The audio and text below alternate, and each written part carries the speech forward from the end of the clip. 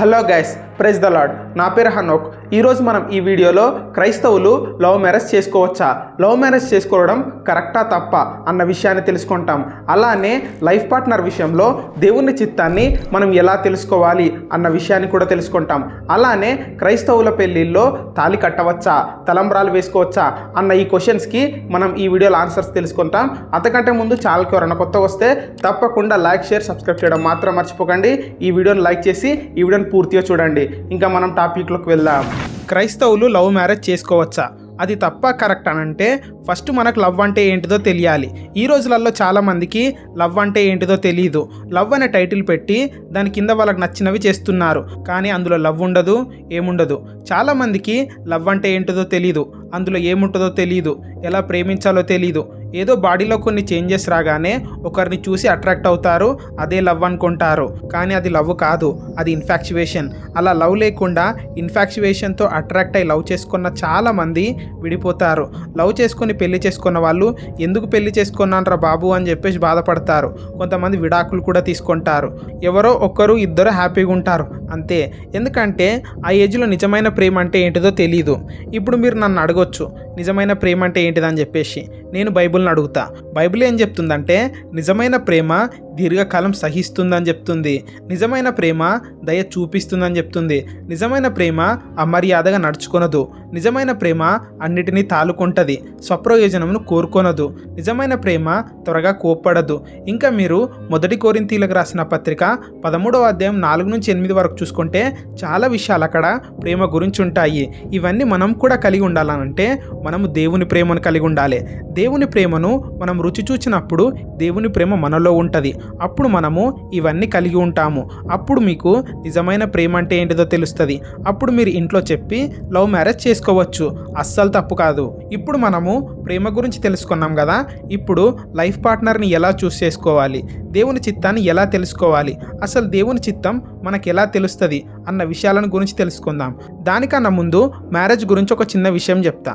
చాలామంది మనం చిన్నప్పుడు చదువుకున్నట్లు ఆది మానవుడు రాతి యుగం, లోహయుగం అన్ని యుగాలన్నీ దాటేసి వచ్చేసి మనిషిలా ఎవాల్వ్ అయ్యి నాగరికత తెలుసుకున్నాడు, అందులోనే పెళ్లి గురించి కూడా తెలుసుకున్నాడని చెప్పేసి చాలామంది అనుకుంటారు. కానీ ఈ పెళ్ళి అనే కాన్సెప్ట్ పెట్టిందే దేవుడు, వివాహం అనే కాన్సెప్ట్ తీసుకొచ్చిందే దేవుడు. మనిషి ఒంటరిగా ఉండటం మంచిది కాదని చెప్పేసి దేవుడే సాటి అయిన సహాయంగా ఉండుటకు అవ్వని క్రియేట్ చేశాడు. ఇప్పుడు మన సాటి అయిన సహాయము మన లైఫ్ పార్ట్నర్ ఈమెనే అని చెప్పేసి మనకి ఎలా తెలుస్తుంది, ఇతడే అని చెప్పేసి మనకి ఎలా తెలుస్తుంది. దేవుని చిత్తంలో ఈమెనే ఉంది, ఇతడే ఉండని చెప్పేసి మనం ఎలా తెలుసుకోవాలి, మనం ఏం చేయాలి అనంటే మన ప్రవర్తన అంతటి మీద దేవునికి అధికారం ఇవ్వాలి. అప్పుడు ఆయన మన త్రోవలను సరళం చేస్తాడు. అప్పుడు దేవుడు తన చిత్తాన్ని బయలుపరుస్తాడు. ఇది ఓన్లీ పెళ్లి విషయంలోనే కాదు, లైఫ్లో ఏ విషయంలో అయినా కానీ దేవుడు తన చిత్తాన్ని ఇలానే బయలుపరుస్తాడు. ఎలాగనంటే తన వాక్యం ద్వారా. మన వాక్యం చదువుతున్నప్పుడు ఆ వాక్యం ద్వారా దేవుడు మనతో మాట్లాడతాడు. రెండవదిగా పరిశుద్ధాత్మ ద్వారా, కాన్షియస్ ద్వారా. దేవునికి ఇష్టం లేని పని మనం చేస్తున్నప్పుడు పరిశుద్ధాత్ముడు లోపలుండి ఇది తప్పు, ఇది తప్పు అని చెప్తుంటాడు కదా, అలా మాట్లాడతాడు. ఇంకా మూడవదిగా ప్రార్థన ద్వారా. దేవునికి మనం ప్రార్థన చేస్తున్నప్పుడు దేవుడు తన చిత్తాన్ని బయలుపరుస్తాడు. ఇంకా నాలుగవదిగా కళల ద్వారా, దర్శనాల ద్వారా. కళలు అని అంటే పడుకున్నప్పుడు వచ్చేవి, దర్శనాలు అనంటే మేల్కున్నప్పుడు వచ్చేవి.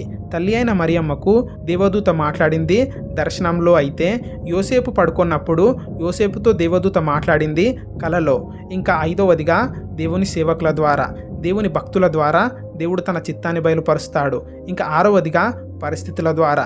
దేవునికి ఇష్టం లేని పని చేస్తున్నప్పుడు అన్ని అడ్డంకులు మనకు వస్తాయి కదా, అలా కూడా దేవుడు తన చిత్తాన్ని బయలుపరుస్తాడు. ఇంకా ఏడవదిగా సూచనల ద్వారా.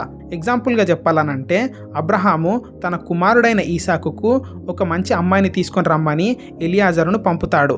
అప్పుడు ఆయన వెళ్ళి ఒక బావి దగ్గర నిలబడి దేవునికి ప్రార్థన చేస్తాడు. ఈ ఊరి వారిలో ఏ చిన్నదైన నీళ్లు చేదుకోవడానికి వచ్చినప్పుడు నేను నీళ్లు తాగడానికి అడిగితే ఆమె నాకే కాకుండా నీ ఒంటెలకు కూడా నీళ్లు పోస్తానని చెప్పేసి ఏ చిన్నదైతే అంటదో ఆమెనే నీవు ఈసాకు కొరకు నియమించిన అమ్మాయి అని చెప్పేసి నేను అనుకుంటానని ప్రార్థన చేస్తాడు. రిబ్కా వస్తుంది, తనకే కాకుండా తన ఒంటెలకు కూడా నీళ్లు పోస్తుంది. ఇలా ఎలియాజరు దేవుని చిత్తాన్ని తెలుసుకుంటాడు. ఇలా మనం కూడా దేవునికి సూచనలు అడిగి దేవుని చిత్తాన్ని తెలుసుకోవచ్చు. దేవుడు తన చిత్తాన్ని ఇలా బయలుపరుస్తాడు. హెబ్రీలకు రాసిన పత్రిక 13వ అధ్యాయము 4వ వచనము. వివాహము అన్ని విషయంలో ఘనమైందని చెప్పేసి దేవుడు చెప్తున్నాడు. ఇలాంటి వివాహంలో మనం తాళి కట్టవచ్చా లేదా అన్న విషయాన్ని మనం తెలుసుకుందాం. ఈ తాళి అనేది హిందూ సాంప్రదాయంలో నుంచి వచ్చింది. తాళి శివపార్వతులకు సూచనగా ఉంటుంది.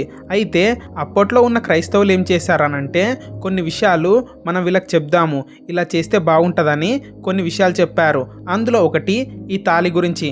ఏమన్నానంటే వాళ్ళ తాళిలో 2 బిళ్ళల్లాగా పెట్టుకుంటారు కదా, అవి వేరే వాటిని సూచిస్తాయి. అలా కాకుండా సిల్వన్ పెట్టుకొని వేసుకుంటామంటే అలా వేసుకోవచ్చు అని చెప్పి ఈ తాళిని అనుమతించారు.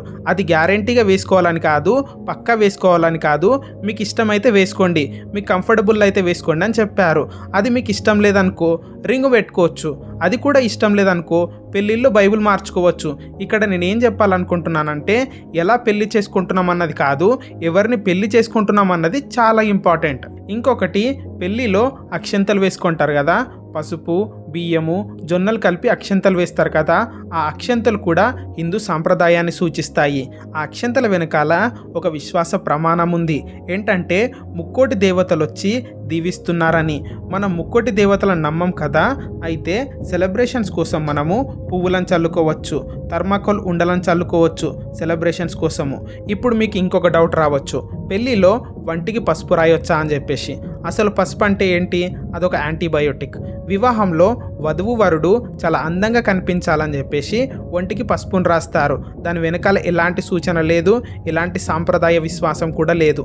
పెళ్ళిళ్ళలో పసుపును రాయొచ్చు, రాసుకోవచ్చు, ఎలాంటి తప్పు లేదు. నేను లాస్ట్కి ఏం చెప్పాలనుకుంటున్నానంటే బైబిల్లో పెళ్ళి ఎలాంటి వారిని చేసుకోవాలని ఉంది కానీ ఎలా పెళ్లి చేసుకోవాలని లేదు. ఇంకా ఎక్కడైనా వివాహ పద్ధతుల గురించి ఉంది అని అంటే అది యూదుల మతంలో ఉన్న పద్ధతుల గురించి ఉంది కానీ ఇలానే పెళ్లి చేసుకోవాలని చెప్పేసి బైబిల్లో ఎక్కడా లేదు.